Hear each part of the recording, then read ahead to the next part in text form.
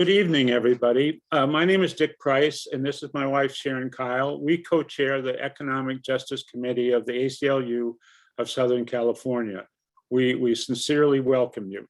Before our Aging Out of Foster Care program begins, I want to thank the Critical Theory and Social Justice Department at Occidental College and Professor Malik Mozam Dulat for hosting this event, which is co-sponsored by the ACLU Economic Justice Committee, the LA Progressive that Sharon and I published, and First Place for Youth. Throughout this program, we encourage you to submit questions to our panelists. The Q&A portion of the program will be conducted at the end. We will follow up on email with additional answers and pointers to ways you can get involved with the issues we'll be discussing. In a moment, I'm going to be introducing you to our moderator for the evening. But before I do, I'd like to acknowledge that much of what we know and enjoy in this country, including its culture, economic growth, and development, was made possible by the involuntary sacrifice of land and labor. Tonight, we honor the Tongva people who provided land stewardship of the territory we now inhabit, the territory known as Los Angeles, California. We also speak into this place gratitude and an expression of indebtedness for the untold contributions of Africans and their descendants whose labor made this nation possible. Let this acknowledgement serve as a reminder that we must rectify the past and present colonial violence inflicted upon these people. Now, let me introduce you to our deeply knowledgeable and well-versed moderator, Carol Perry Fox. Dick and I had the great fortune of meeting Carol at the ACLU of Southern California for at least a year and a half, maybe longer. She has been a member of the ACLU of Southern California Economic Justice Committee. And she's been extremely active in this committee and brought this issue to our attention. She has pretty much single-handedly taken up the mantle of the foster care issue and educating our committee, not just you guys, but the ACLU of Southern California. So without any further ado, Carol, please tell us about these wonderful people that you've brought to us tonight. Yes, thank you, Sharon and Dick. And thank everybody for attending tonight. Before I introduce the panel, I just wanted to say a few words about the foster care system and what we're going to discuss tonight.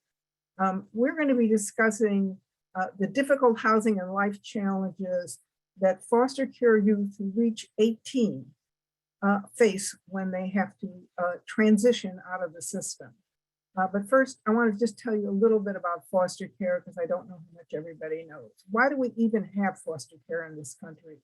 We have foster care because we have abuse and neglect laws in this country, and they require that children at risk, if necessary, be removed from their homes. And when they're removed, foster care provides a place for them to live. But this well-intentioned system, and I know it well, I have a past. A long time ago, I ran the system in New York City. This well-intentioned system, unfortunately, reflects a lot of societal failures we have, including racism. It does not adequately support these primarily minority families who are facing poverty, illness, mental and physical, drug issues, or incarceration to help them stay together. Some basic facts about the system.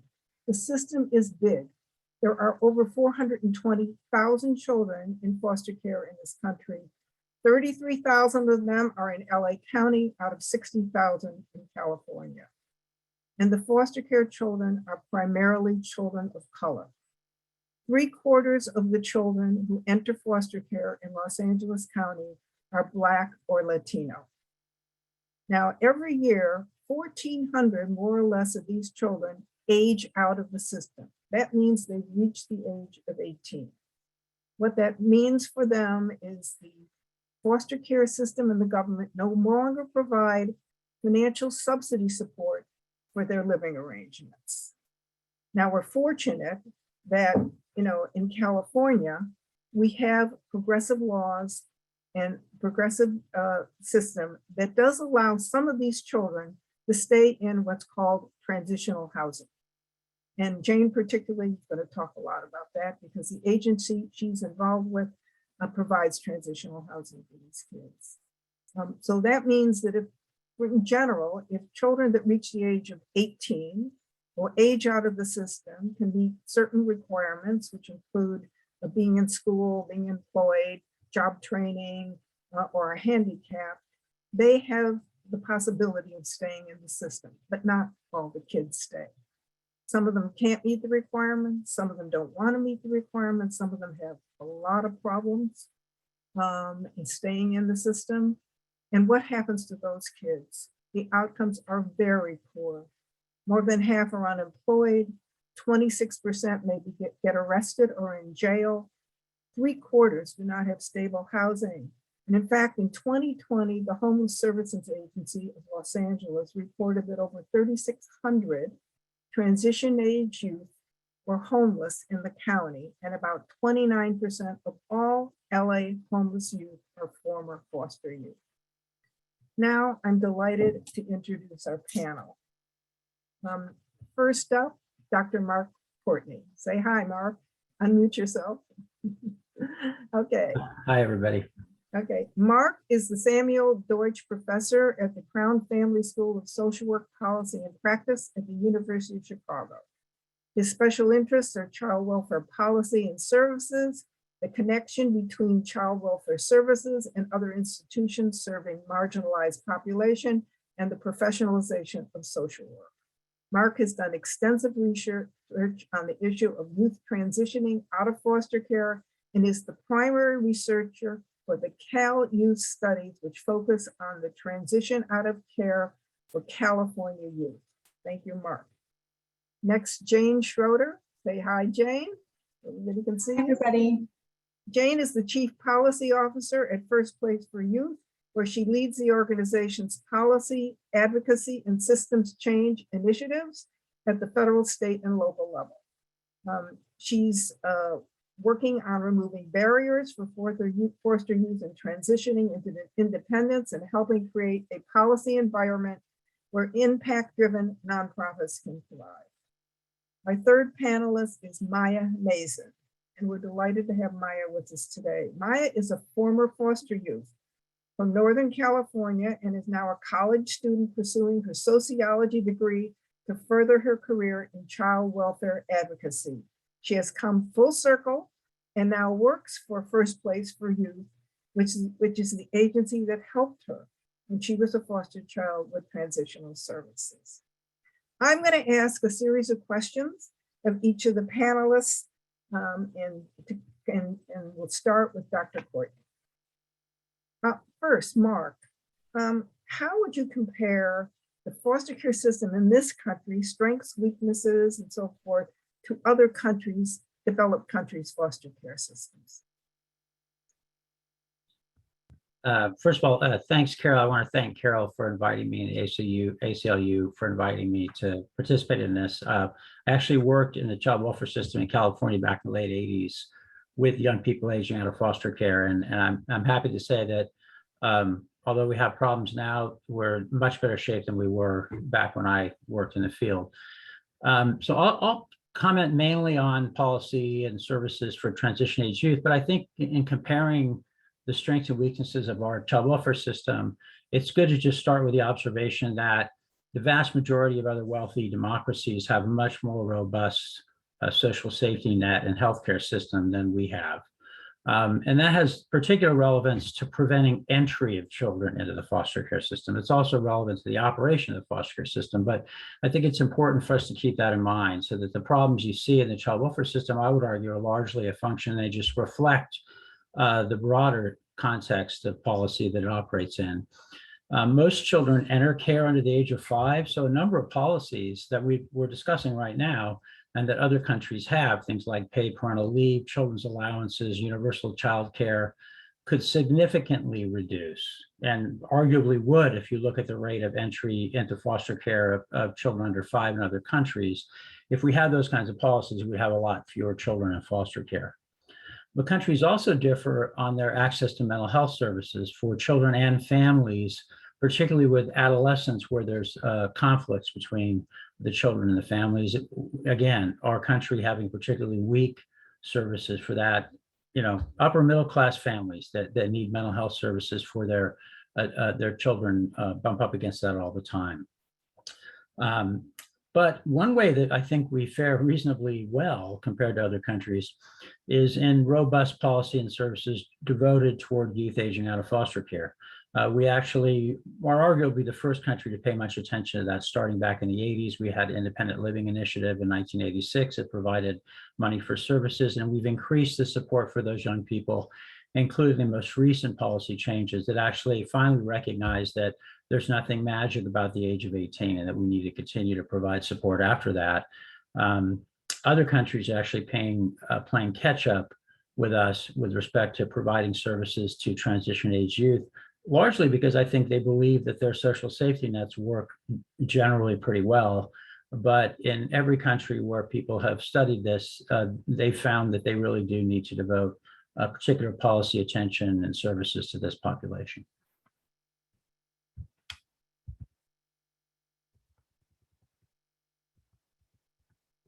I think you're muted, Carol. We know about your research, and could just tell, we'd just like to discuss a little bit what your research showed about homelessness and foster youth. Okay.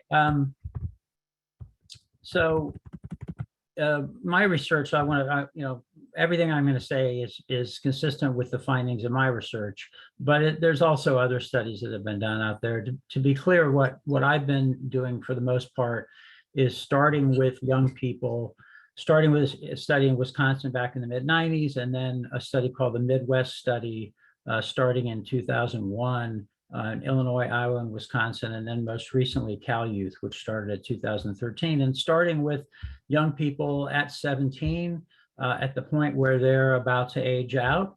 In my earlier studies, with the exception of Illinois, they all aged out on or around their 18th birthday. As policy has shifted, particularly in California, now many young people are given the opportunity to remain in care to 21. And what I've done is start while they're at the point of making that transition to adulthood, and then following them, talking to them directly, interviewing them every couple of years, but also working with my partners in government to collect other kinds of data. So administrative records on employment, college enrollment, persistence, involvement in the criminal justice system, et cetera, and seeing how they're doing.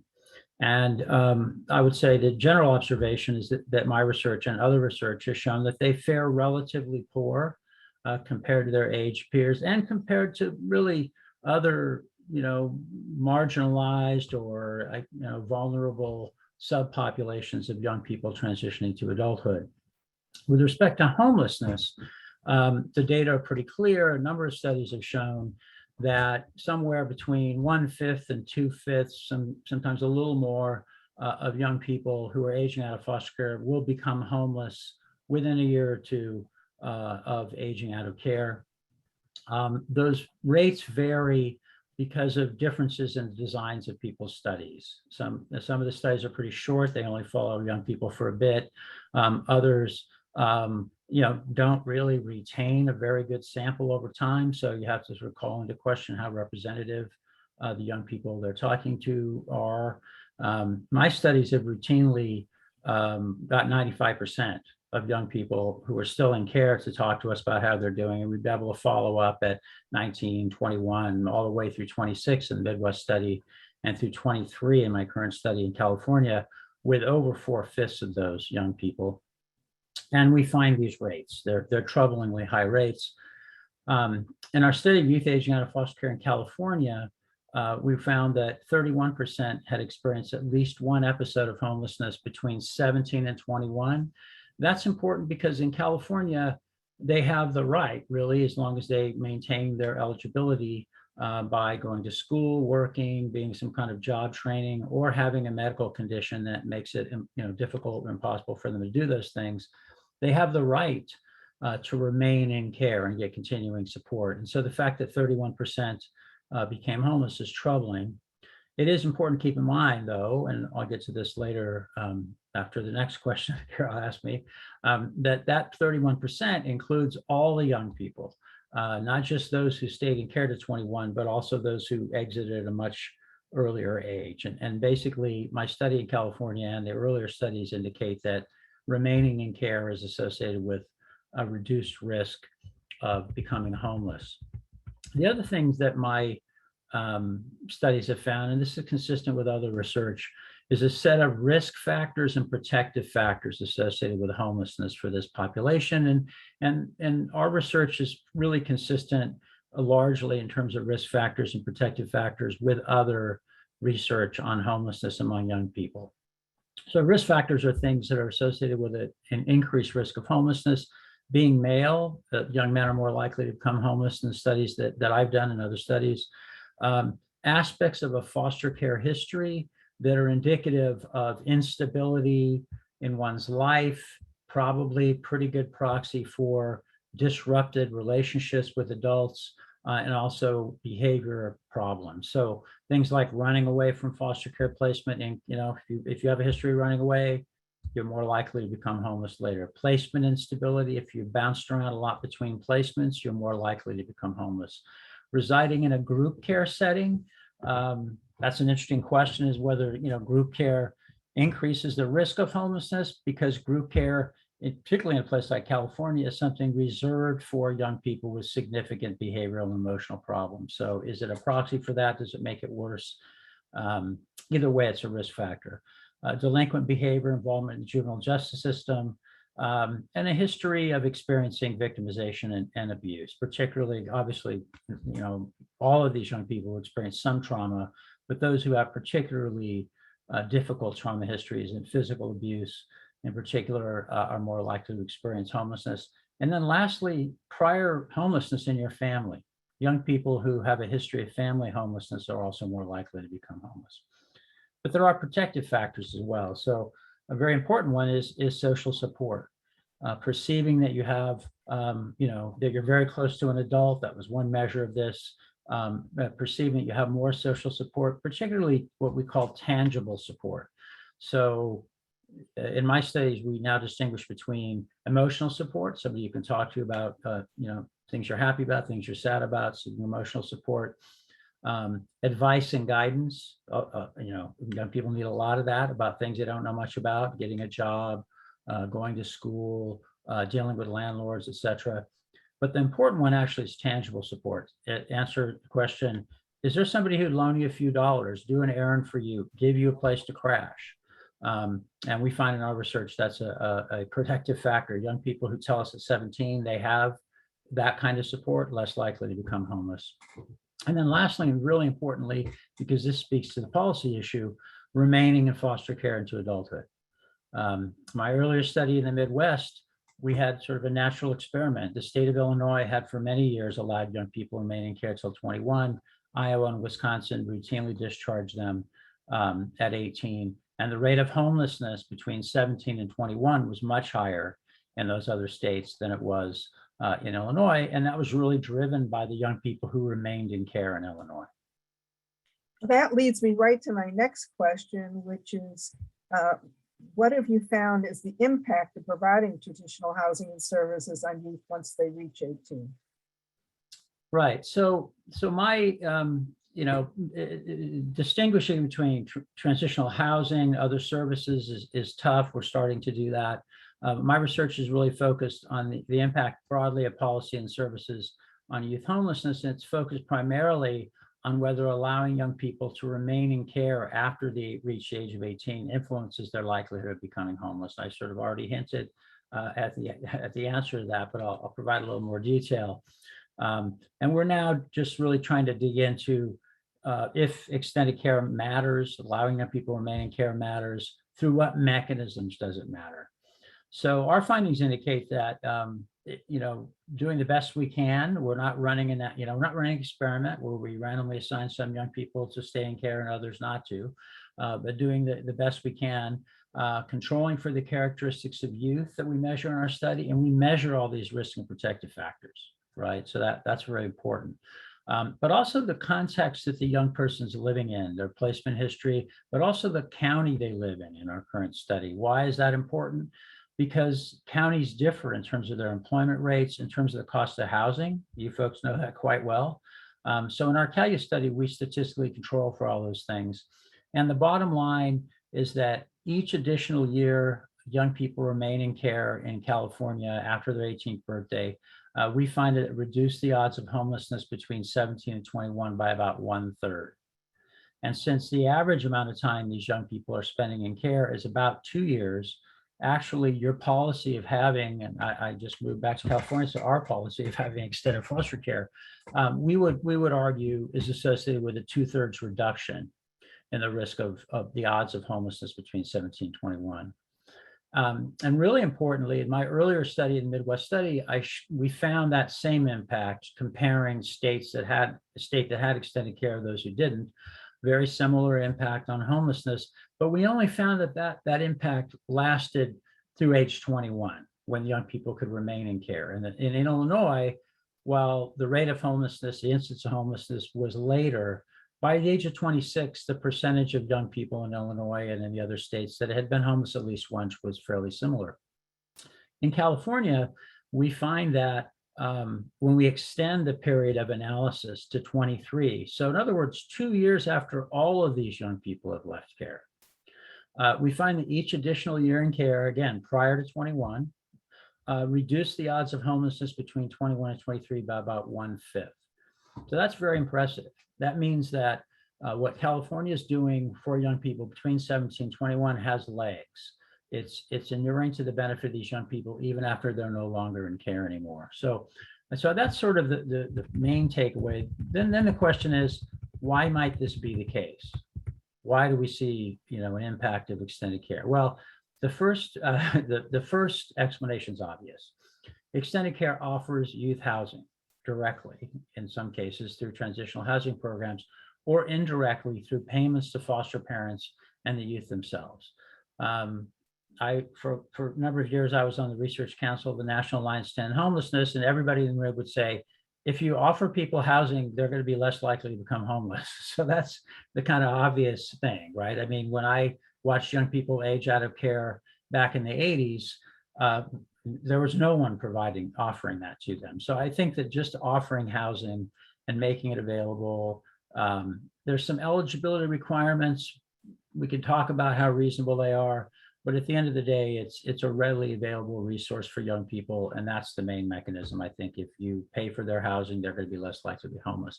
But we also know from prior research that remaining in extended care increases the likelihood that youth receive services that can address risk factors associated with homelessness, particularly things like mental health, substance use disorders, lack of social support. We found that in the earlier Midwest study in Illinois compared to the other states, but also in California. Young people that are in care, they just report having access to and making utilization of all kinds of services that young people who have left care are not able to avail themselves of. While there are no rigorous evaluations of transitional housing programs per se for foster youth, in California, those programs are explicitly intended for youth who most need the kinds of support that go beyond just providing a housing subsidy. So it makes sense that there are mechanisms through which we're providing these additional supports that some youth need. And we have shown, and actually Jane's organization, First Place, partnered with us in launching this study where we looked at different compared outcomes across different placement types. Young people who are in transitional housing plus placements, and Jane will talk about that, have better educational employment outcomes than young people who are left on their own in the community and get a subsidy. So I think the news is good in terms of the impact of extended care on homelessness, and we're beginning to understand what drives that beyond just the offer of housing. And could you quickly summarize what additional changes in policy and practice you'd like to see in the system? Yeah, so I'll just one thing. So I'll be quick. I think the single most important thing to be done to improve outcomes for transition age youth and foster care is to develop and evaluate case management models that are appropriate for transition age youth. Now that sounds, obscure, but the existing model of social work practice in the foster care system makes no sense for young people living independently of 24-hour adult supervision in the community. It evolved, basically social workers who are responsible for children in foster care see those children once a month because that's what the federal government requires. And that may sound crazy, but it actually makes a lot of sense since all of those minors are living in settings where there's a responsible adult, a foster parent, a relative foster parent, a group care staff person, provider, observing them conceivably 24 hours a day. Our study and others have shown by the age of 19, half the young adults in extended foster care are living on their own in the community with other young people. And the idea that a once a month visit from somebody is going to be what you need makes no sense. It's all, and the other issue is that we have a system that evolved for these minors. So we have professionals, whether it's foster parents, caseworkers, court personnel, that are used to providing safety through a home to children. They're not used to supporting young adults who need to exercise agency. So I think that's the main thing we need to do. California's experimenting with that. You have some counties that have created specialized units. The workers just work with transition age youth. I would argue that they still don't have the time. They have large caseloads. And we haven't yet developed evidence-based models of that casework practice. There is a program that I evaluated that looks a lot like what I'm describing, much smaller caseloads, focused explicitly on transition age youth. And our rigorous evaluation of that found that that program without housing subsidies reduced the risk of homelessness, economic hardship, improved mental health, achieved a lot of impacts over and above standard practice. So that's what I would say. Let's just fix our basic social work practice with these young people. Thank you so much. That was terrific. And now Jane Schroeder from First Place for Youth, she's going to talk about first, tell us what First Place for Youth does, what's its mission, and particularly what services you provide to youth and what you think is falling short in terms of support from the county. Sure. Yeah, great to be here tonight. So First Place for Youth, we like to say we envision a world where involvement in foster care doesn't limit an individual's potential to thrive into their adulthood. And the way we contribute to that vision is our mission, which is supporting foster youth to build the skills that they need to make a successful transition into independence. So the way that we do that primarily is our My First Place program. It's our flagship program where we serve young people anywhere from ages 18 to 24 who are aging out or have aged out of foster care. And the way that we view it, it's a transitional housing program, but we really like to say, we use housing as a stabilizing factor. Housing comes first, that's what youth are immediately provided with a housing unit. But really the program is about the services we provide. So young people in program get individualized education and employment services and independent living services and supports. Every young person has 2 social workers that are on their team, and one is, we call the youth advocate. They're focused more on healthy living skills, budgeting, independent living. And then their education and employment skills, who is focused on, specialist, who's focused on helping them achieve their education and career goals and plot a path towards success in that realm. So that's what we do, and it operates both within and within and out of, and forgive me, I'm on East Coast time, so it's very late here, so I'm a little bit drowsy. So if I'm missing some words, that's why. So basically, there's that our program operates in extended foster care, where we operate the transitional housing program for non-minor dependents, which when Mark was referring to how there's different kinds of sort of placement types or offerings for young people that are in extended foster care from 18 to 21, that's one of them. But there's different providers that operate that program, and different providers have there's sort of a similar core offerings, but they have different iterations on that model in terms of what they provide, what they specialize in, what their style is with young people. And then the THP Plus program, which also exists in California, and that serves youth actually all the way up to 24, even 25 in some counties. So that's when they're, officially former foster youth. They're outside of the foster care system. So we operate both of those programs. Could you briefly describe what kind of housing you're providing for these youth in transition? Yeah, absolutely. So predominantly, we do a model called scattered site housing, and that's essentially means that young people are getting apartments that are out in the community. So we lease apartments, and that's a great deal of work. It requires a lot of working with landlords, building relationships with the landlord community, and young people typically are assigned to a 2-bedroom apartment where they have their own bedroom and the other bedroom is occupied by another youth that's also in program. For young people that are parenting, they will get they don't have a roommate basically in our program.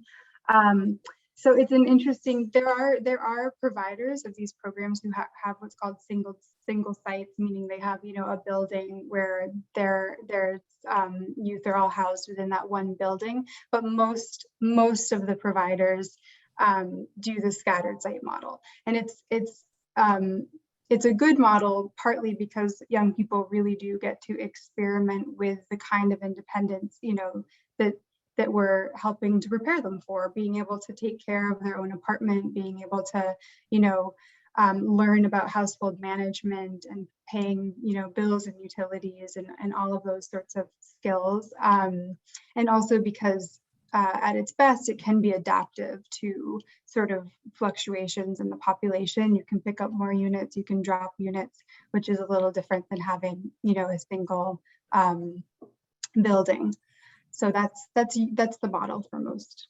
So tell us from your perspective, talk about 2 things. One is, what's your experience in terms of homelessness? Because we used that's a theme tonight for these youth aging out. And what do you think needs to be done to make the system better for all of these kids?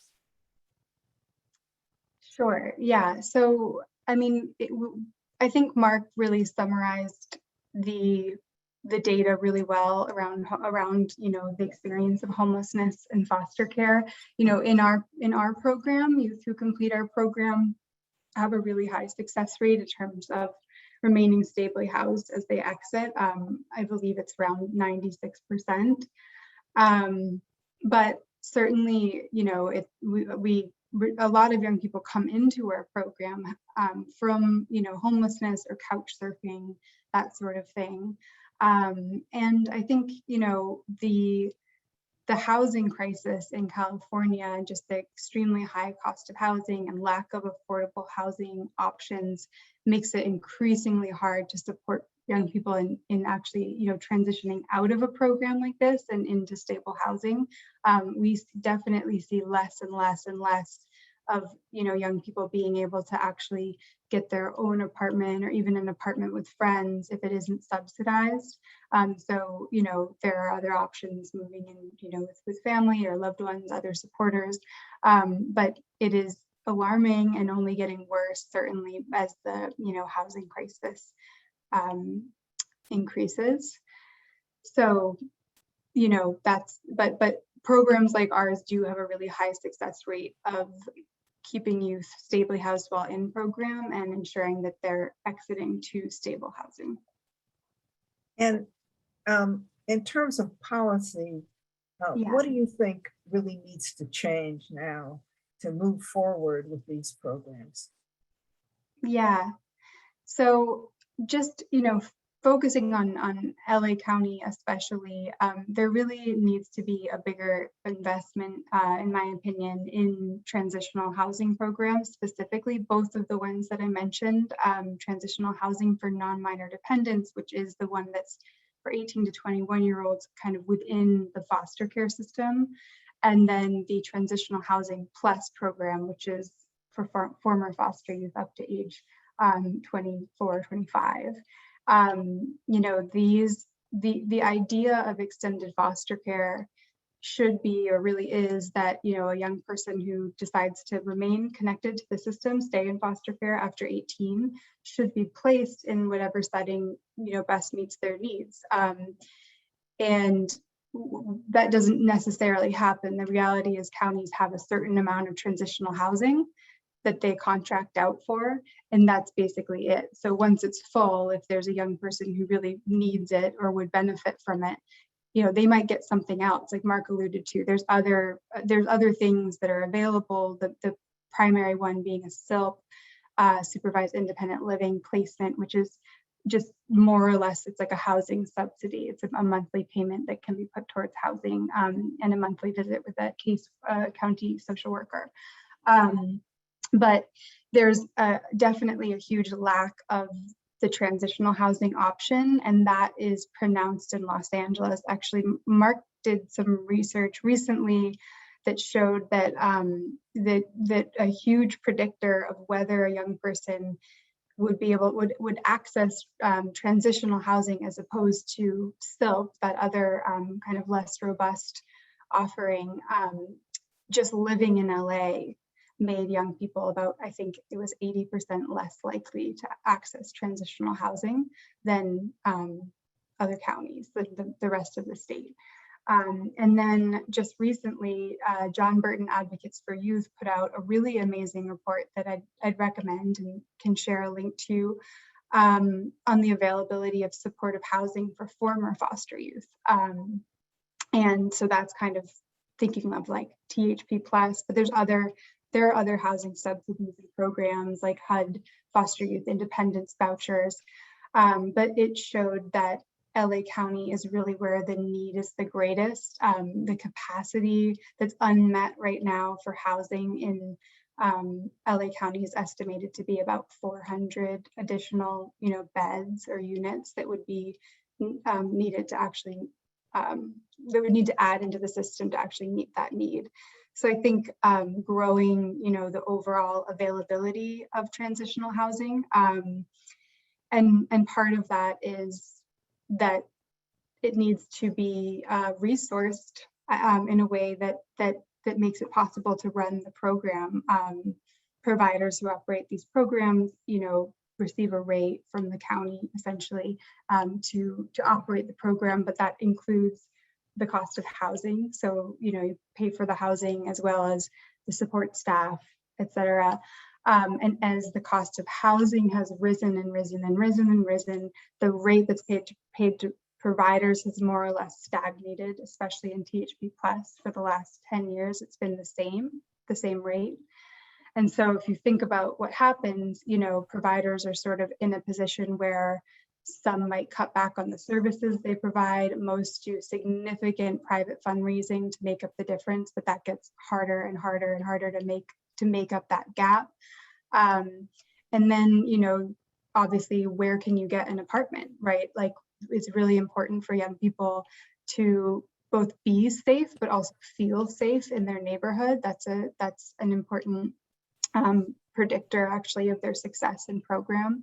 And so having these low rates during a housing crisis leads to, you know, units being in less safe, less desirable neighborhoods, less proximity to services and education and employment opportunities and that sort of thing. So just a massive investment, especially in Los Angeles, in transitional housing for both, you know, current transition age foster youth and former foster youth is something that I'd like to see.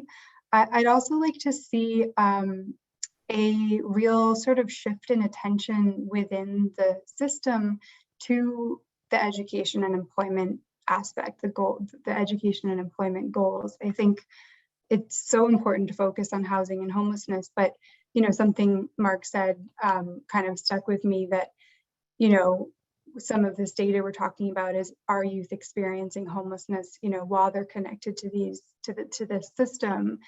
and the system is providing housing for the most part, or subsidies for housing. What I really would love to see data about, and the most recent Cal Youth outcomes up to age 23 suggests that, that those, the impacts on homelessness actually go further than just involvement in the system, but looking even further out than that. Like, what are we doing as a system to prepare young people with the skills that they'll need to remain stably housed over the long term? And I think the system needs to do more, frankly, of really supporting young people in getting post-secondary education and in getting connected to career paths in, careers that make living wage, family sustaining wage. And that's something that has been less of a focus system-wide. I'd like to, Carol, can I just want to remind people that if you have any questions, please submit your questions and we will be addressing those questions at the end of the program. So if you have a question there already and no one's answered it, it's only because we're going to answer them at the end. But I want to encourage you to please put in your questions. I know that I've heard a lot from Jane and Mark already. That has prompted a lot of questions that I have, but as a host, I can't put my questions in. So ask your questions. Thanks, Sharon. Well, I just quick, folks, summing up sort of what Mark feels are the shortcomings and what Jane feels are the shortcomings. It sounds like a system that needs more funding. And it also needs more expertise that's directed at this population of kids, which is not something that has traditionally been served by social workers in the child welfare system. So with that, I'd like to go on to our final panelist, someone who's actually lived it, Maya Meza. Hi, Maya. She's a former foster child. I think we mentioned to you. She now works at First Place for Youth. And I have a few questions for Maya. I spent an hour and a half on a Zoom call with Maya hearing her story. It's amazing. But I was going to ask her to tell you herself about her experience in foster care, and particularly the challenges she faced when she reached 18. Can you just talk about that, Maya? Yeah. So I entered foster care at the age of 16, a little later than some of my peers. And I came from an environment that was low income and had a lot of challenges that my mom, my biological mother, went through. And that's what led me into foster care. When I got into care, I didn't have a lot of placements. I was placed with family for a period of time and then transitioned into my last guardian. And that was when I got more support with focusing on what happens after high school. When I first got into foster care, I was kind of just existing and surviving. And my last guardian really emphasized, going to school because I had the potential and I really wanted to go to college. And she really planted that seed and kind of nourished it so I could actually go on. So my challenges happened more so when I got closer to 21. So I participated in AB 12, the extended foster care. I had a social worker. My housing, for the most part, I was on campus for my first 2 years of school. So it was some stability, but I had to leave my school and I went back with family. And although I love them dearly, that is a challenge I faced because of the housing crisis. We lost the home that we were staying in. And so a couple months before my 21st birthday, I was facing homelessness. I didn't know exactly what I was going to do. I had a social worker who was great and had been in my life for most of my extended care. And it wasn't until about a month before we knew we had to be out of our house that I was introduced to transitional housing. That is something I did not know existed. I wish I would have been told a little earlier, but I was told about First Place for Youth, and the timing was just so lucky that it was 3 weeks before my 21st birthday and they had an opening for THP Plus. So I just was couch surfing for about 3 days, and then I transitioned into First Place's housing program.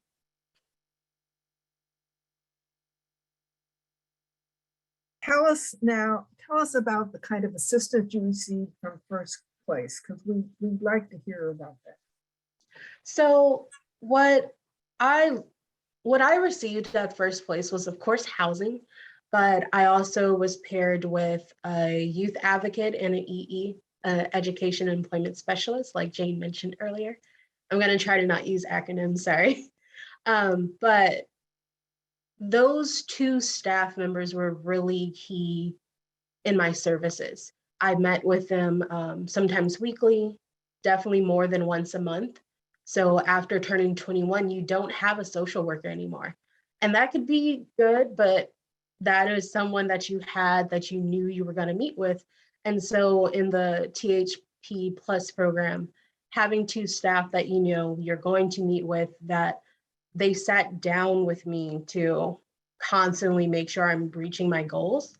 And they were changing. They were ever changing as I was, growing into adulthood. And they were flexible. They were encouraging and really gave me skills, like helped me build skills to become more independent, instead of some of the things I received in foster care where it's like, your guardian will do this for you. And it just kind of happens. The services I received in my First Place were more of, you want to do this, let's figure out how do you get there. And I think that's really important, to give youth that agency, to give youth the skills, let them build the skills on their own, because the housing program will not be in their lives forever. And finally, talk to us about what changes you'd like to see in the system. There's a couple changes I would like to see. As far as transitional housing, I know it's all across California, but they're not the same. And that's a really big issue for foster youth, because one, we may not know about all the different programs across the state.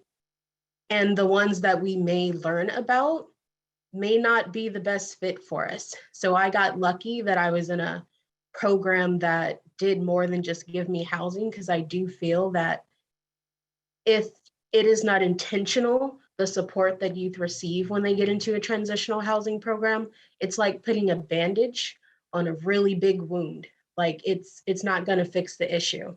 It'll keep them from being homeless until they age out of that too. And if they don't have the skills, then it just delayed the problem.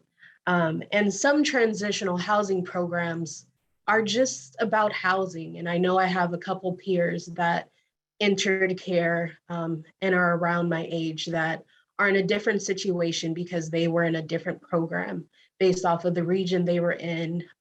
First Place isn't everywhere yet.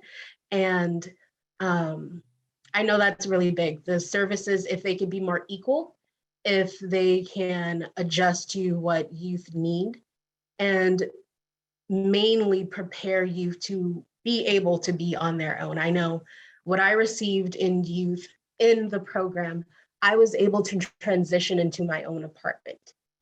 There's a little part of my First Place where you can go and find your own apartment and they help pay your rent, but you're on the lease, you're paying your bill. You went through all the process of getting the apartment. And I think that was really, really important. So when I exited program, I didn't have to uproot my life and move again. I didn't have to worry about, okay, now I have to go find something. And I think more programs should offer that too. That is great, Maya. Thank you so much. Your story really brings, a human face to all of these issues. And I thank all the panelists, for really helping educate us tonight and give us some things to think about in terms of what we might advocate for.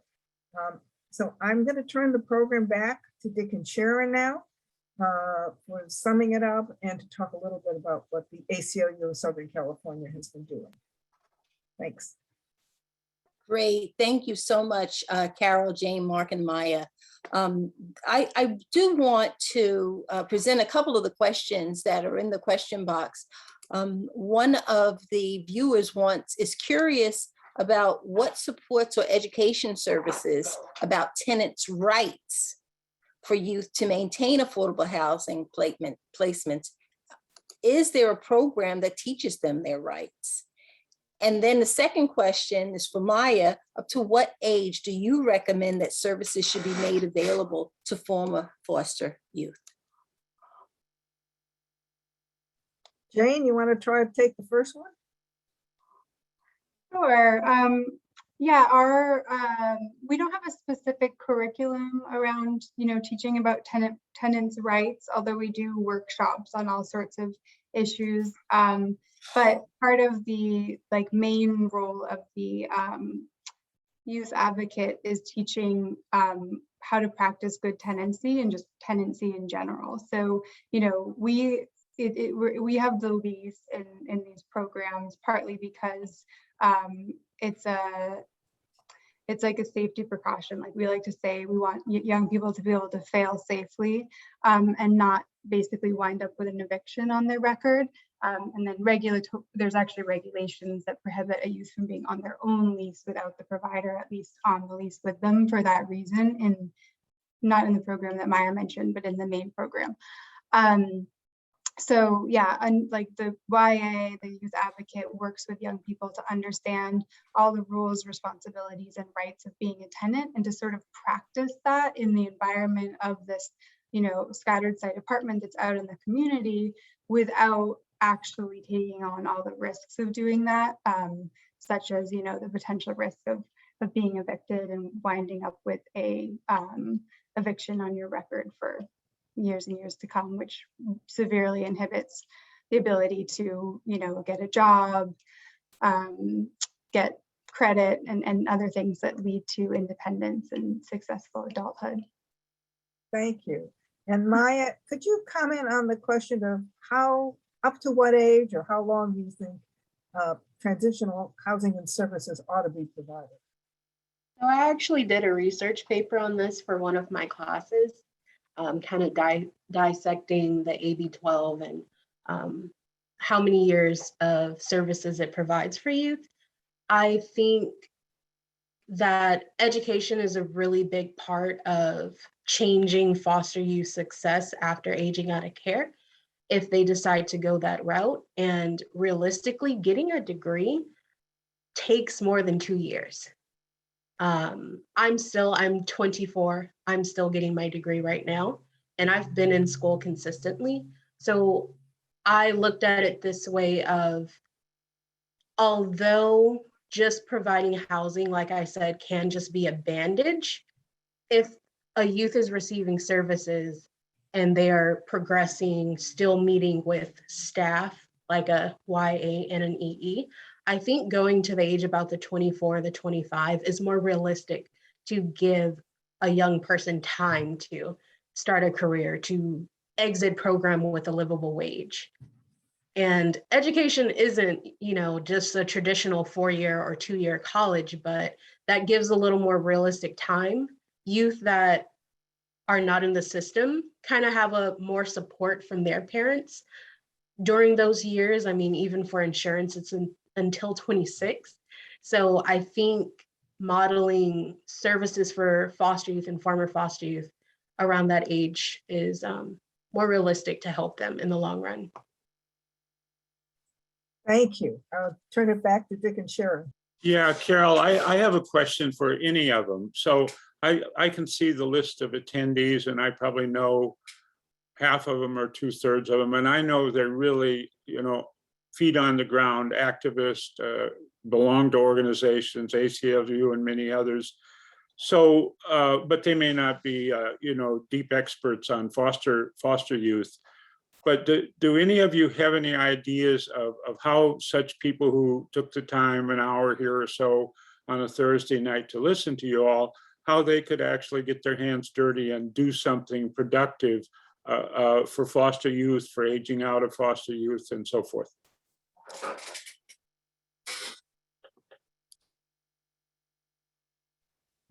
We don't normally have folks with law degrees becoming court-appointed special advocates, but there's no prohibition on it. So I think, obviously, I mean, a couple hours, we need foster parents a lot. But there are ways to advocate for young people individually. That's one, court-appointed special advocate. I guess the other thing I would say is that I think that the legal services community has become much more involved over the last 10, 15 years in advocating on behalf of children in foster care. California children have a right to an attorney. Doesn't mean you have to be that attorney, but I think the legal services profession needs to take some responsibility for figuring out creatively what does that consist of. So, for example, tenants' rights. Maybe the attorneys representing children who know the law better than social workers do quite often around that, or could learn it, right? Could figure out some ways to develop that curriculum. The other thing I would point out that we didn't talk about here is that there's now an entitlement to federal reimbursement for legal representation of children in foster care and their parents. So there's kind of a full employment program there for public interest attorneys to represent children in foster care, particularly youth and young adults. And there's a big distinction there, right, between somebody who's a minor. Is it expressed interest or is it best interest representation? There's a whole area that is just being explored by the people who want to do this work. And I have all kinds of ideas. I mean, I given the rate of involvement in the criminal justice system of these young people, the fact that I have yet to meet an attorney who represents children in foster care, who sees, being aware of the fact that the person they're representing has had a run-in with the law is something they might want to take some initiative around. I realize that's, they're not legally representing them, but it's striking to me the narrowness of, from my perspective, of the topics that the folks that are legally representing these youth focus on when, they're attorneys and they're in a position to think creatively about that, even if they're not going to do the work themselves. So I encourage you to think creatively about that. Great. Thank you so much, Mark. A couple of more questions came in. We actually don't have time to answer them. Someone said volunteer with a TAY organization. And I don't know what TAY, could you, Mark, you might know what TAY is. Transition Age Youth. Yeah, Oh, they're Transition Jane's organization. Oh, Jane. Okay, so Jane's organization is First Place for Youth. You guys Google it or look on the flyer and it should have their email address. Now I want to give you, before we close, I want to talk to you a little bit about the ACLU and what the ACLU is doing.